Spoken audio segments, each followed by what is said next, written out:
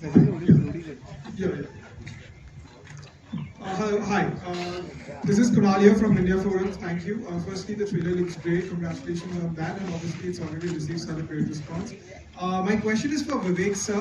Vivek, sir, I'm right at the center. Yeah, hi. Thank you.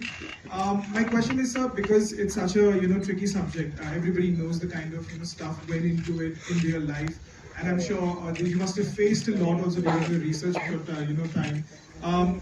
There has been reports and there has been stuff that there, figures like Rahul Gandhi, Arvind Kejriwal, and so many other journalists were apparently working against the whole thing and all that. Is that being a part of this film as well? Are there those darker aspects also being shown in the film? यार ऐसे सवाल मत पूछा करो। हाँ वही sir, the vaccine war. मैं कोई भी शब्द, पर हाँ, yes, all the usual suspects need to be exposed. It was a war situation. See, what is a war? War is when your life is under attack. And during COVID, everybody's life was under attack. And at that time, there were some people where often we think that the soldiers of the country are the people who are taking guns and fighting on the border. But in this situation, there were lots and lots of people, all the COVID frontline workers, the people in administration, people who were flying special planes at that time, and of course the scientists, they were trying to protect our lives and the sovereignty of the country. And at that time, it is very unfortunate that some people were selling India and our lives. I mean, can you believe it? That some people were getting money to promote foreign vaccines, and they were trying to sabotage Indian vaccine for their political agenda. So, and the names you took are usual suspects. I mean, they are always standing against anything which is in the interest of the country. So, obviously, if we are making a film called The Vaccine War, the enemies of India will be exposed. I don't want to take any names. Just one thing, sorry to interrupt, but here we are, all set to honor the heroes, the real life heroes. So अगर हम उससे ही related सवाल रखें तो अच्छा रहेगा. Thank you so much.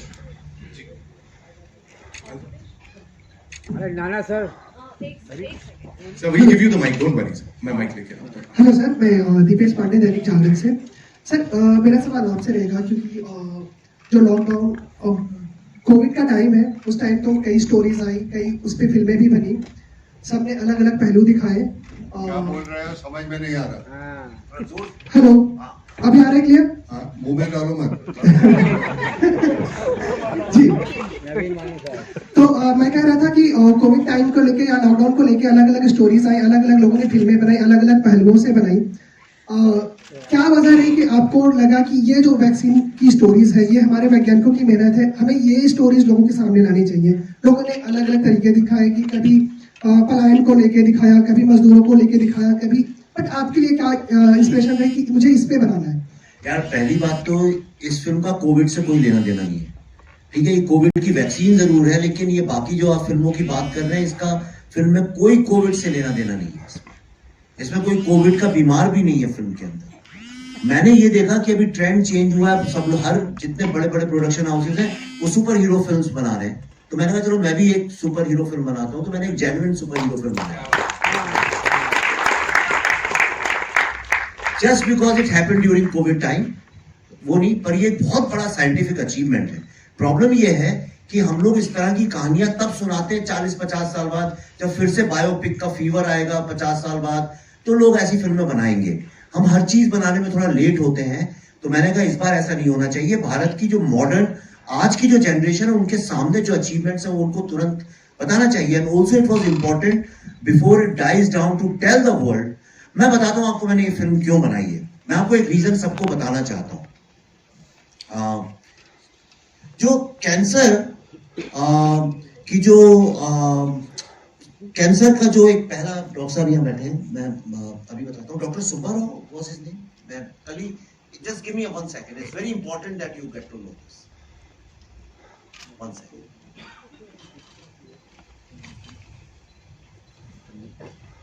Y Subbarao, ये नाम शायद आप लोग नहीं जानते होंगे, राइट? लेकिन मैंने अभी कुछ ही दिन पहले मैं पढ़ रहा था कि he made the first anti-cancer drug called methotrexate, और it was written by an American scientist. He said he deserved 3 Nobel prizes. Not one, 3 Nobel prizes. पर अनफॉर्चुनेटली प्रॉब्लम क्या होता है कि जब चीज होती है तब उसको हम रिवॉर्ड नहीं करते, वो चली जाती, खत्म हो जाती। जब मैं इंटरव्यू कर रहा था तो मुझसे एक साइंटिस्ट ने बोला, एक वीरोलॉजिस्ट ने, कि हमारे यहाँ छोटी छोटी बातों में 26 जनवरी को उनकी झांकियां निकलती हैं, ऐसा कोई फैसेट नहीं है ह्यूमन लाइफ का जिसके ऊपर झांकियां नहीं निकली हैं। और आज तक बायोसाइंस और वीरोलॉजी के जो साइंटिस्ट हैं उनके ऊपर आज तक एक झांकी नहीं निकली, वैक्सीन बनाने के बाद भी, इस साल के 26 जनवरी में भी नहीं निकली। प्रॉब्लम यह है कि हम भी जब अपने बच्चों से कहते हैं साइंटिस्ट बनो, तो हम हमेशा रॉकेट साइंस या इंफॉर्मेशन टेक्नोलॉजी की बात करते हैं, पर हम लोग कभी इस तरह की साइंस की बात नहीं करते जो हमारी हेल्थ से जुड़ी हुई है। हम हेल्थ के नाम पे सिर्फ डॉक्टर बनाना चाहते हैं। तो अगर हम अपने बायोसाइंस में, वीरोलॉजी, ऐसे जो सब्जेक्ट्स हैं जिससे हमारी जिंदगी सेफ है, अगर उसको लेके इंस्पायर नहीं करेंगे बच्चों को, तो how will we become a great pharma power in the world. जी सर, एक सवाल और प्रभाव पड़ेगा, क्या देख रहे हैं आप? यार अभी इसको छोड़ ही दिया जाए, पिक्चर में जवाब है ना। You want to say something? पहले मैं कुछ बोलूंगा वो तुझे भी समझ में नहीं आएगा, क्योंकि तू बोल रहा है मेरी समझ में नहीं आ रहा, मैं पूछ रहा हूँ तेरी समझ में आ रहा है, क्या पूछ रहा है? एक नॉर्मली क्या होता है, हम जब बोलते हैं तो सामने वाले के पल्ले बढ़े, मैं बोल रहा हूँ पल्ले बढ़ रहा है, बस हो गया, जवाब मिल गया ना।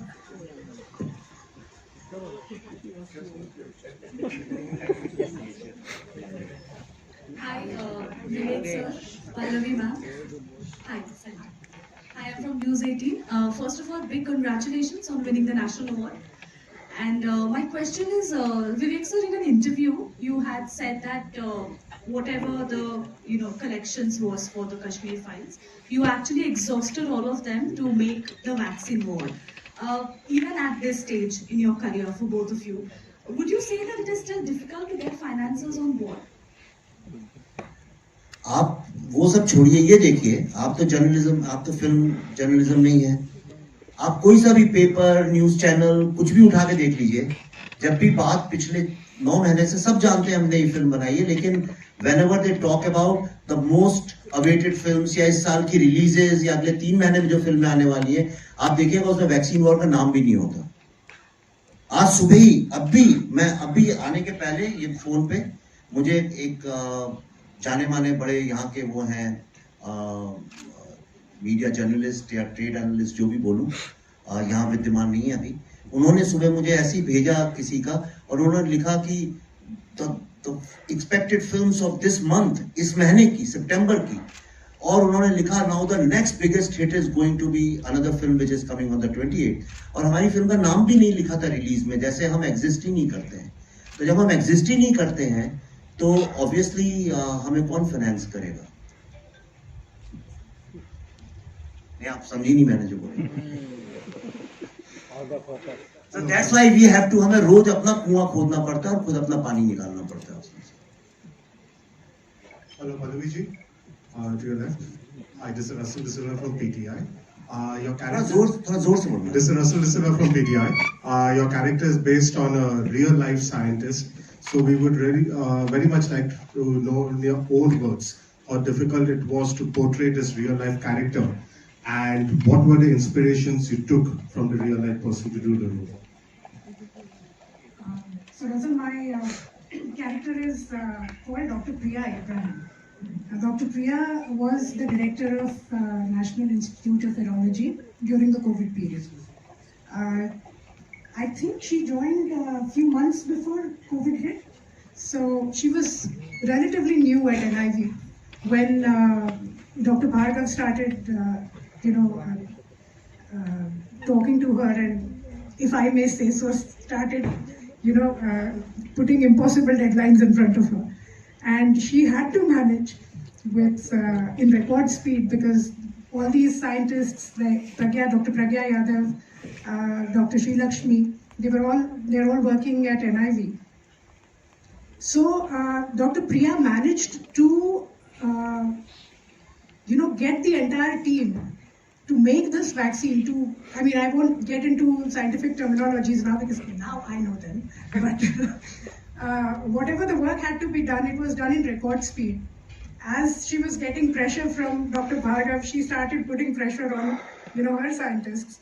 So it started becoming, like it was more like a role play, mimicking of a role play. But they delivered at the end of it, all the women, they delivered. This character was a little difficult for me. Angita, can you just move, please? This character was a little difficult because Dr. Priya Abraham is a Malayali. And that's why we thought that, when I spoke to her, मैंने उनसे पूछा कि आप हिंदी कैसा बोलती हैं? So she said, I'm very fluent at Hindi. तो मैंने कहा तो हम हिंदी में बात करें? And she said yes 4 times, but then she kept talking to me in English. And that's when I understood that Hindi में इनकी थोड़ी सी problem हो सकती है.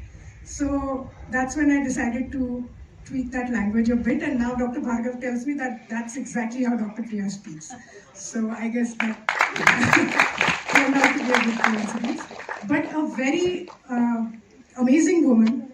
I saw all her interviews, and believe you me, whatever you see on screen is to Priya Abraham. I've picked up all her real mannerisms because I saw a character in her, and I loved playing her. And I think she's a wonderful, wonderful person.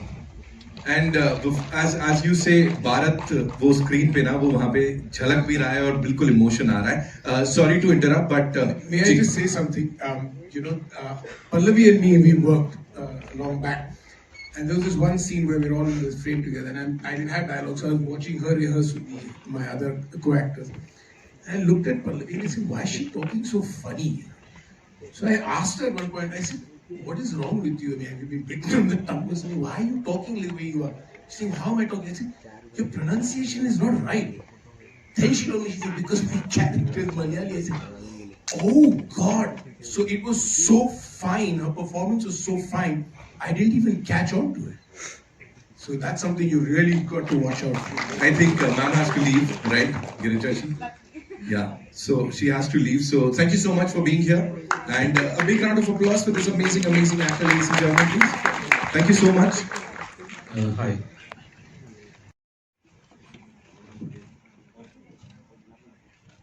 Yeah. Hi, Mayuria from Beyond Bollywood. I have one simple question for Pallavi ji and one for Vivek. Yeah.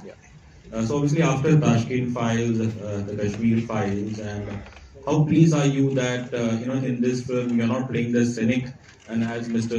Vivek often says, the urban Naxal? Well, I'm glad Vivek didn't give me Raima's character in this. No, for a change, I'm playing a very positive role in this film. I chose to play those 2 characters actually in Tashkent and Kashmir because when I read the script, I fell in love with Aisha Ali Shah of Tashkent Files simply because she's shown to be a cripple in the movie. And I thought that it was very metaphorical of Vivek to write that character of somebody who's kind of handicapped in their own thinking. And for an actor, I think it's a big challenge when you cannot move around to still create that energy.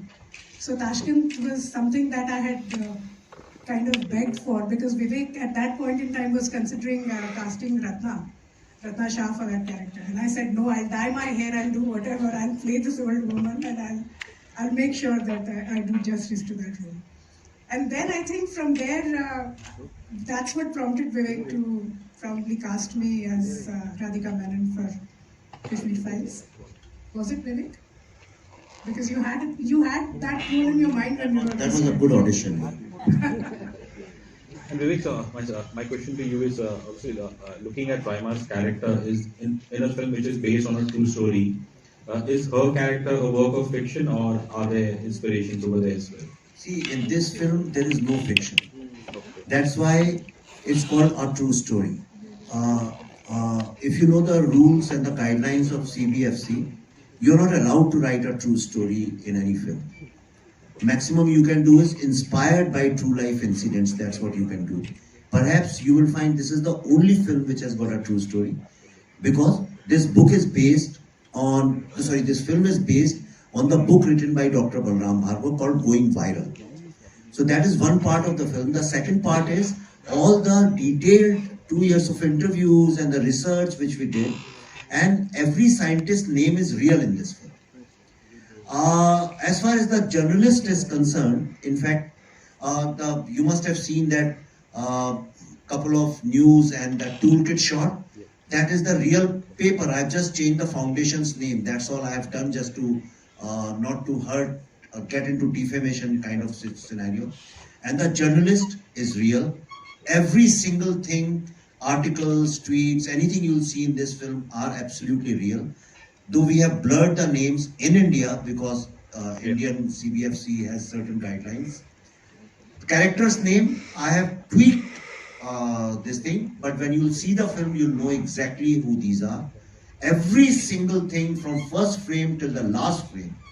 In Kashmir Files, we had created some fictional characters, though every event and incident was true. In this, every single thing is true. In fact, a whole lot of dialogues in the film are also coming from the scientist's mouth. It's not that I have imagined them. Thank you, thank you. Hello hello Shilpa here from Mayapuri magazine. Vivek ji, मेरा सवाल आपसे है कि जिस तरह जैसी फिल्में आप बना रहे हैं, कश्मीर फाइल्स हो, अब ये द वैक्सीन वॉर हो, एक इंडियन सिनेमा को अलग लेवल ले जाने की कोशिश है आपकी, और ये सारी जो फिल्में आप बना रहे हैं इनके पीछे विजन क्या है आपके? रियल स्टोरीज जो बना रहे हैं, लोग इंस्पायर हो रहे हैं, अभी वुमेन एम्पावरमेंट की भी बात हो रही है, क्या कुछ विजन है आपके, आपका motive making films like this? नहीं, ये मुझसे सवाल कई लोग करते हैं, ऐसा कुछ भी नहीं है। मैं तो वही कर रहा हूँ जिस तरह से फिल्में होनी चाहिए। मैं जब पैदा हुआ था तब से मैंने जवानी तक जितनी फिल्में देखी, तो मैं वो लेट 70s और 80s के दौर में था, तो बहुत अच्छी फिल्में बनती थी, सोशल इश्यूज पे बनती थी। और जो लोग नहीं जानते हैं, चूंकि नई जनरेशन के लोग को शायद नहीं पता हो, भारत पूरे वर्ल्ड में एकमात्र ऐसी फिल्म इंडस्ट्री है जिसमें एक जॉनरा हुआ करता था जिसका नाम था मुस्लिम सोशल्स। यस, राजेश खन्ना की फिल्में, राजेंद्र कुमार की फिल्में, सारी इतनी सारी फिल्में थी और उस जॉनरा का नाम था, उनके ऊपर लिखा होता था पोस्टर पे मुस्लिम सोशल।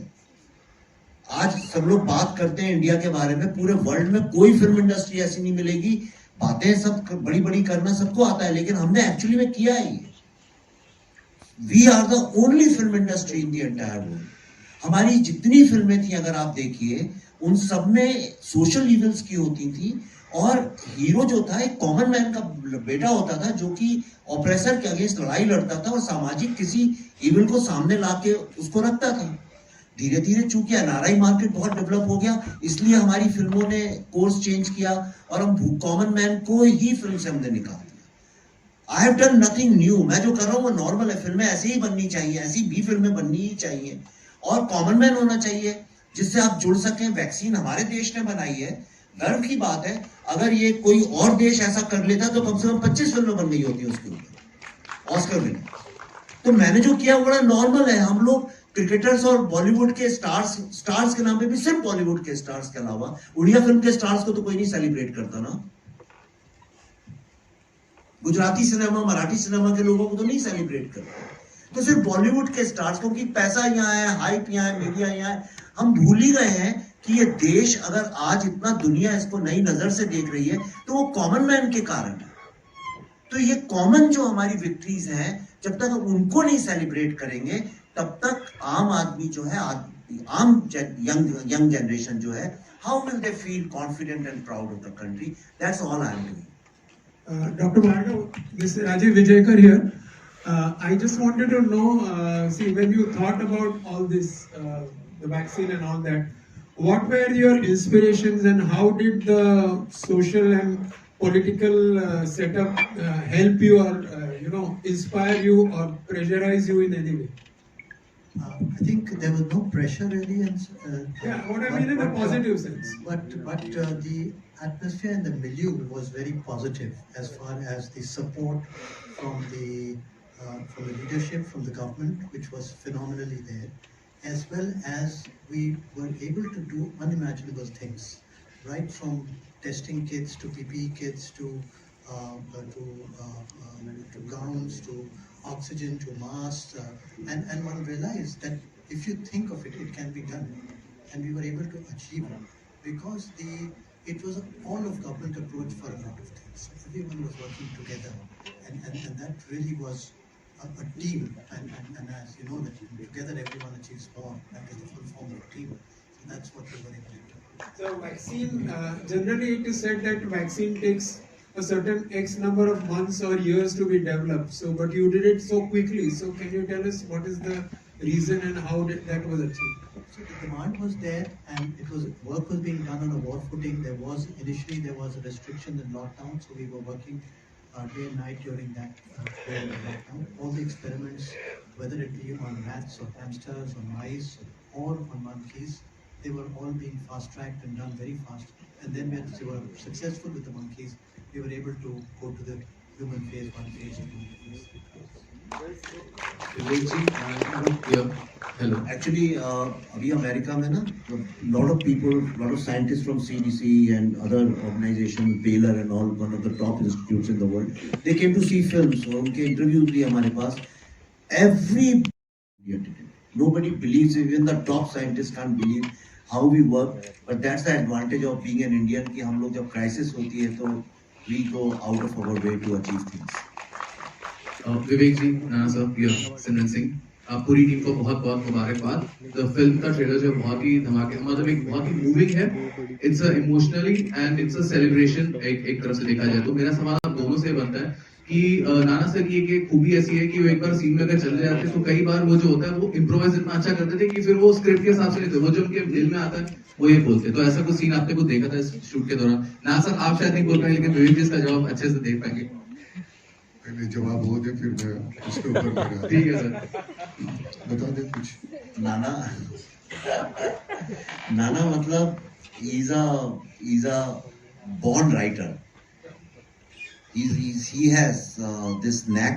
आप कुछ भी करो उसमें he can add one small कुछ. He doesn't do much. ऐसा नहीं है कि सीन चेंज कर दिया, dialogue. He never, not even once. एक लाइन, एक वर्ड, एक फुल स्टॉप, एक कॉमा, कहीं फिल्म में कुछ नहीं चेंज हुआ. But he'll just come and add one thing. वो पूरा सीन जो है चेंज हो जाता है, not only for him but everybody who's in that scene. So that way नाना के बहुत सारे छोटे इनपुट्स हैं जो एक्चुअली कुछ एक चीजें मुझे भी नहीं समझ में आई थी, और वो हमने तो उनको बहुत सीरियस समझ के एडिट किया है. These are serious moments. और उसमें कहीं हल्का सा एक ह्यूमर था जो अभी हमने स्क्रीनिंग्स की, बिकॉज आई रियलाइज की in all the 12 screenings exactly at the same point everybody laughs. In fact, बहुत सारे तो अमेरिकन यंग लड़के लड़कियों ने भी वो पॉइंट आउट किया मेरे को, and they also found it very funny. So he adds things which become very sometimes humorous, sometimes intense. But Nana is an asset. अब मैं नाना पे बात चली तो एक और बात बताता हूँ. जब ये बात चल रही थी कि किसको इसमें कास्ट करें, ये बहुत डिफिकल्ट था इसके लिए कास्ट करना, क्योंकि इसमें दो चीजें चाहिए. एक तो पावर ऑफ पर्सनालिटी भी चाहिए था कि somebody who is leading a team, जब सारी दुनिया कह रही है इंडिया can't do it, और अपने ही देश के बहुत सारे लोग एक कैंपेन चला रहे हैं वॉर की तरह से, like enemies that India must not do it. India किस तरह, कई लोग थे बड़े पावरफुल लोग जो चाहते थे कि इंडिया बस फेल हो जाए, इसमें इंडिया वैक्सीन ना बने हमारी, फिर देखेंगे मजा आएगा, कुछ लोग मरेंगे तो उसके बाद हम कहेंगे देखो सब लोग फेल हो गए इस देश में. एक आप फिल्म देखेंगे आपको समझ में आएगा. और दूसरी तरफ एक बंच ऑफ पीपल थे जो कह रहे थे India can do it and we must do it. तो वो लीड करना, इतने बड़े विलेंस के सामने उसको लीड करना, उसके लिए एक पर्सनालिटी भी चाहिए थी, cinematic personality, and Nana fits to the T in that. दूसरा जो एक चैलेंज ये था कि क्रेडिबिलिटी, और क्रेडिबिलिटी वो परफॉर्मेंस की, जब वो आदमी बोले तो लोगों को यकीन आए कि अगर ये आदमी बोल रहा है ये सच है तो वो सच ही है. और वो तभी आ सकती है जब लोगों, व्यूअर्स के दिमाग में वो कंसिस्टेंट परसेप्शन रहा. तो मैंने एक छोटा सा रिसर्च भी हमने किया और हमने देखा कि बहुत सारे ऐसे एक्टर्स और स्टार्स हैं जिनकी पूरे बॉडी ऑफ वर्क में, सम ऑफ द ग्रेटेस्ट एक्टर्स, 2-4 फिल्में तो कम से कम कहीं गड़बड़ हो गई, कुछ हो गया, कहीं परफॉर्मेंस थोड़ा मीडियोकर हो गया. पर I found there is only one actor, and you must admit it, ये मैं बता रहा हूँ आपको, शायद आप भी नहीं जानते हो. देयर इज, अगर आप रिसर्च करें you will find there is only one actor in modern cinema जिसका एक भी परफॉर्मेंस कम नहीं है. In every role whichever he has done, he has been consistently superb and wonderful, and that was Nana. And that is, these are the two reasons why I said, कुछ भी हो, I am willing to do anything, but Nana must do this role.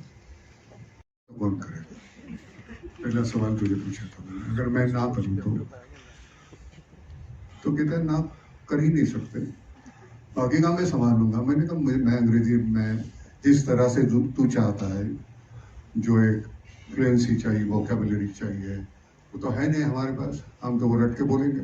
नहीं वो मुझ पे सुन, उसकी जो एक लाइन है ना, उसने मुझे वो करने पे मजबूर किया, वो मुझ पे छोड़ो। और मैं सच कहता हूँ, मैंने सब कुछ उस पर छोड़ा। ना तो मुझे मालूम है मैं किसका मैं चीफ हूँ, मैं कुछ नहीं, मैंने तूने जितनी पढ़ाई की ना उतनी मैंने नहीं की। अभी घर का ज्यादा टीचर था तो तू तो ज्यादा करेगी, लेकिन हमने कुछ नहीं किया, हमने जितना उसने बताया उतना किया। अब बीच में थोड़ा सा होता है कि एक अपना ढाल लो तुम रोल अपने आप में, तो वो सही तरह से ढाल दो तो उसकी जुबान निकल आती है। वो बोलेगा क्या, वो किस तरह से बोलेगा, वो अपने आप निकल आता है। तो ऐसे एक आध दो लाइन कभी निकल गई। अब एडिटर तो वही था, तो मतलब चाहे तो रख सकता था, चाहे तो निकाल दिया। मुझे मालूम नहीं कितनी निकाली कितनी रखी है। देखते वक्त मुझे याद नहीं रहा, मैंने देखी है फिल्म, वो इतनी सही तरीके से एडिट की है तो पता नहीं चलता क्या देखा क्या नहीं देखा। लेकिन देखने के बाद मैं कुछ बोल नहीं सका उसको, कुछ नहीं, मैं चुपचाप नीचे आके कॉफी पी रहा था। बहुत सालों के बाद एक ऐसा कोई परफॉर्मेंस देखने को मिलता है सबका कंबाइंड। मैं ये ऐसे नहीं, सबका मिला के, कुल मिला के एक जो इम्पैक्ट है, अब जब देख लेंगे तो पता चलता है। कुछ ही फिल्में हमारे जहन में रह जाते हैं कि नहीं यार मैं इस फिल्म का हिस्सा था, बड़ी खुशी मिली। ये एक जो थी ना, एक तो पहले साहब वो कहीं गलत कुछ हो गया होगा तो मुझे माफ करना, मुझे मालूम नहीं मैं कहीं कितनी हद तक सही हूँ, लेकिन वो करते वक्त बड़ा मजा आया। ना तो वो कोई डोमिनेटिंग पर्सन है, ना तो बहुत ही मतलब अनप्रेडिक्टेबल है, तो that is the only quality which matches to Nana Patekar. बाकी की तो कोई है नहीं, अनप्रेडिक्टेबल जो है, और वो अच्छे के लिए अनप्रेडिक्टेबल, और पूरे फिल्म में वो उसका मतलब मैं बड़ा खुश हूँ। वो कभी ऐसे होता है ना कि थकान भी आ गई तो नहीं चलो यार कर लेते हैं, तो ऐसे इस फिल्म में हुआ। 12-12 घंटे के बाद भी वो खुशी इतनी रहती थी कि वो थकान कम महसूस होती थी। But credit goes to you, अगर कहीं सच्ची अच्छा है वो तेरी वजह से है, और बुरा है वो भी मेरी वजह से। And that would be the real life villain also. So should we assume that the villain in this movie is completely real? And जैसे आपने कहा कि toolkit भी दिखाया है आपने, so has the villain been derived from that? देखिए मैं आपको ईमानदारी से बोल रहा हूँ, बाकी कैरेक्टर्स में कभी कभी कहीं थोड़ी सी लिबर्टी हो जाती है कि भाई उसने ऐसे नहीं, काले नहीं सफेद रंग के जूते पहने होंगे, या वो सुबह जल्दी उठने वालों में से थोड़ी कहीं हम लोग चेंज करते हैं। पर मुझे कोई ये कभी मुझसे शिकायत नहीं कर सकता कि मैं अपनी फिल्मों में कभी विलन के साथ अनट्रूथफुल रहता हूँ। तो जो विलन है उससे ज्यादा ऑनेस्ट और कोई कैरेक्टर नहीं है, और आप देखिए आपको समझ में आएगा। And in my films villains are not like villains, they are like us. But और यही प्रॉब्लम है कि जो इनसाइडर एनिमीज होते हैं उनको पहचानना मुश्किल होता है, और उन्हीं के कारण भारत की सबसे बड़ी समस्या भी है। I am Manisha from irabluembuzz.com। मेरा सवाल विवेक सर आपसे और नाना सर आपसे है। विवेक सर आपने कास्टिंग का भी बात किया, तो मुझे जानना है कि क्या नाना सर ही आपके फर्स्ट चॉइस थे फॉर द रोल? अरे इतनी देर से यही तो बता रहे हैं अभी आपको कि फर्स्ट नहीं, फर्स्ट सेकंड नहीं, वो और कोई चॉइस ही नहीं थी। ओके, और नाना सर आपसे जानना चाहेंगे कितने प्राउड आप फील करते हैं इस मूवी का पार्ट होकर? अभी तो बताया, अभी तो वही तो बताया सारा का सारा। भी अगर और कुछ ऐड करना तुम बोलो। हेलो, विवेक रंजन नाम है हमारा। क्या बात अग्निहोत्री तो नहीं है? नहीं, मैं बेसिकली इलाहाबाद से हूँ, अभी नया ज्वाइन किया हूँ यहाँ पे, द फिल्मी चर्चा से हूँ। मेरा प्रश्न आपसे है कि नाना साहब की तरह मेरी भी हिंदी ही है, अंग्रेजी बहुत अच्छी नहीं है। आपकी फिल्में नाना साहब मैंने देखी हैं। एक समानांतर सिनेमा जब चलता था, स्मिता जी का और इन सब का दौर था, वुमेन एम्पावरमेंट की भी बात की जा रही है यहाँ पर, और विवेक सर की भी फिल्में देखते ही रहते हैं। कॉमन क्वेश्चन है कि समानांतर सिनेमा आज के बाजार के समय में, मार्केट के टाइम में कितना सफल है, कितना असफल है, और विवेक सर आप जो मेहनत कर रहे हैं उसमें कितना मानते हैं कि ये पैरेलल समानांतर सिनेमा कितना सफल हो पाएगा? और नाना सर आपकी तरफ से हमें चाहिए कि आप इस फिल्म को समानांतर सिनेमा की लिस्ट में रखते हैं या फिर नहीं? एक तो पहली बात, वो जो अंतर था एक कमर्शियल फिल्म और समांतर फिल्म, वो रहा नहीं है, उस जमाने में था, अब वो तो है नहीं। OTT आने के बाद हमारी हर किसी फिल्म को एक प्लेटफॉर्म मिल गया और जितने व्यूअर्स थे वो पैसे हमारे आ जाते थे, तो वो समांतर फिल्म का वो रहा थॉट कौन सा अब रखते हैं। अब जिस तरह की फिल्में हिट हो रही है, आज मैंने कल एक फिल्म बहुत ही हिट हुई वो देखा, मैं पूरी देख नहीं पा रहा था। अब वो चलती है तो मुझे लगता है कि बार बार हम इस तरह का मटेरियल दिखा के लोगों को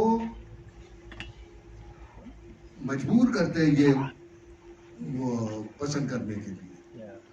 अब मैं एक्टर हूं, कल मैं अपने बेटे को एक्टर बनाना चाहता हूं, अब उसकी औकात होना हो, लेकिन मैं तो थोपना चाहता हूं आपके ऊपर। एक फिल्म उसकी गिर जाए, चलो दूसरी फिल्म में मैं लूंगा, तीसरी, 10 फिल्में होने के बाद वो कहेगी आपको उसकी बुराइयां कम नजर आने लगती हैं और आहिस्ता आहिस्ता उसको आप अपनाने लगते हो और एक दिन हमारे वो सर पे बैठता है। वो ऐसा वो आज का वो चित्र है हमारे यहाँ फिल्म का। तो कुछ ऐसी घिनौनी फिल्में हैं कि वो हमको देखने में मजबूर करते हैं और हमको आहिस्ता आहिस्ता लगता है नहीं यही अच्छी फिल्म है। उसमें अगर ऐसी फिल्म आती है तो फिर पता चलता है नहीं यार, 2 फिल्मों में फर्क है, अच्छा और बुरा। जो थोपा हुआ जो बुरा है हम पे, जिसको हम अच्छा कहने लगे हैं, वो और ये अच्छा, इसमें बहुत अंतर है। तो जो समांतर वगैरह नहीं रहा, ये सिर्फ अच्छी और बुरी फिल्म का एक दौर है। तो हम जिस तरह से माउंट करते हैं, आज मैं हैरान हूं, मैं तो जाता नहीं, मैं सच कहता हूं, मैंने विवेक को कहा कि यार मैं प्रमोशन को जाता नहीं, जितना मैं मुझे करना था अच्छा बुरा वो मैंने फिल्म में कर दिया। अब यहाँ आके मुझे क्या बोलना है, मैंने ऐसे किया वैसे किया, उससे कोई फर्क पड़ने वाला नहीं है। लेकिन इतनी तादाद में लोग आते हैं प्रमोशन के लिए, मैं पहली बार महसूस कर रहा हूँ। मेरे समझ में नहीं आता यार मैं क्या बोलूं। और सबसे गंदी बात यह है कि ये गलत लफ्ज निकल गया ना तो इतना बड़ा कुछ बोल दिया, उसमें से वो गंदा लफ्ज।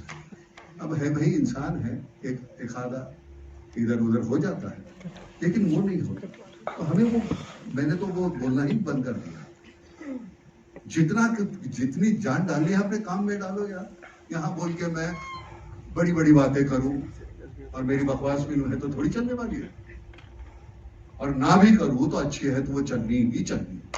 और ये मैं सच कहता हूं, मुझे वो अंदर से लग रहा था कि नहीं यार जाना चाहिए,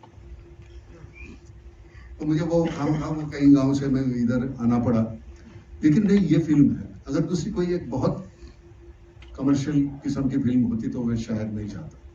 लेकिन मुझे लगता है कि मेरा अपना बच्चा है, मैं हूँ, मेरा खून है, मुझे लगता है कि ये मेरी बिरादरी है जहाँ से हमने शुरुआत की थी।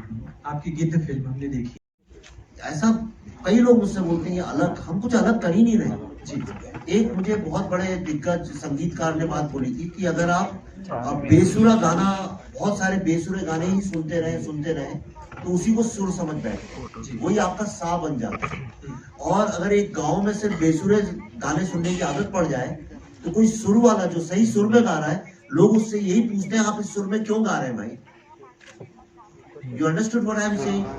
और मैं कोई नया नहीं बाहर से फिल्म इंडस्ट्री में आ गया हूँ कि कोई एक बड़ा फ्रस्ट्रेटेड आर्ट फिल्म बनाने आया था तो अलग तरह की फिल्म बना रहा हूँ। मैंने भी कमर्शियल फिल्मों में काफी साल दिए हैं और बहुत बड़े बड़े स्टार्स के साथ बनाई है, और मैंने बड़े बड़े स्टूडियोज के साथ सब प्रोजेक्ट्स में बैठा भी हूँ। मैं बताता हूँ मैंने ऐसी फिल्में बनानी क्यों शुरू की, क्योंकि सब जगह मुझसे हर स्टार ने, हर प्रोड्यूसर ने, हर स्टूडियो ने यही बोला, यार कहानी थोड़ी सिंपल कर दो, लोगों को समझ में नहीं आती, मतलब थोड़ा डम डाउन कर दो स्टोरी। कोई बहुत बड़े स्टार है, उन्होंने मुझसे कहा था अरे ये इंडियन ऑडियंस को कहानी बहुत कम देनी चाहिए, इनको कुछ समझ में नहीं आता। ये पूरी जो एक धारणा बन गई है कि ऑडियंस डम है, और करते करते करते करते हमने वाकई में एक अच्छी खासी तादाद डम ऑडियंस की क्रिएट की है। अगर आप चैलेंज, और ये बात हमने बुद्धा इन ट्रैफिक जैम से, ताशकंद फाइल से, कश्मीर फाइल से और इस फिल्म से प्रूव करेंगे इतने कॉम्प्लेक्स आइडियाज, इसमें 50 कॉम्प्लेक्स थीम्स चलती है मेरी हर फिल्म के अंदर, हर कैरेक्टर कॉम्प्लेक्स होता है। पूरी फिल्में कमरों के अंदर बंद, कोई गाने नहीं, कोई हंसी मजाक नहीं, कोई एक्शन नहीं, कोई थ्रिलर नहीं, कोई स्टार्स नहीं, कोई हीरोइंस नहीं। एक बंद कमरे में 8-10 लोग बैठ के बातें करते हैं बहुत सारी, पर आप देखिए सारी फिल्मों को ऑडियंस ने सराहा है, सारी फिल्मों की अपनी एक लॉयल ऑडियंस बनी है। तो आप अगर आप सुर में, ये फिल्में ऐसी ही होनी चाहिए कॉमन मैन से रिलेटेड, और होना क्या चाहिए फिल्मों में। तो मैंने आपसे कहा कि मैंने सुपर हीरो फिल्म बनाई है, अब आप डिसाइड करिए कौन सी सुपर हीरो फिल्म इंटेलिजेंट है और कौन सी डम्ब है, ये आपको डिसाइड करना है। मैं सच कहता हूँ, वेलकम करते हुए और ये करते हुए दोनों में उतनी ही जान डालनी पड़ती है। यहाँ तो सब कन्विंसिंग है, वहाँ कुछ भी कन्विंसिंग नहीं है, वो कन्विंसिंग बनाना पड़ता है, तो उधर ज्यादा जान डालनी पड़ती है। समझ में आया ना? जी जी। और अपने आप को टटोलने का एक अच्छा तरीका है, हम किस तरह के एक्टर हैं, क्या हम वो कर सकते हैं? ये तो बड़ा आसान है, वो करना बहुत मुश्किल है। करने वाले हैं उनको नमस्कार, धन्यवाद, शुक्रिया सर। बैठ जाइए।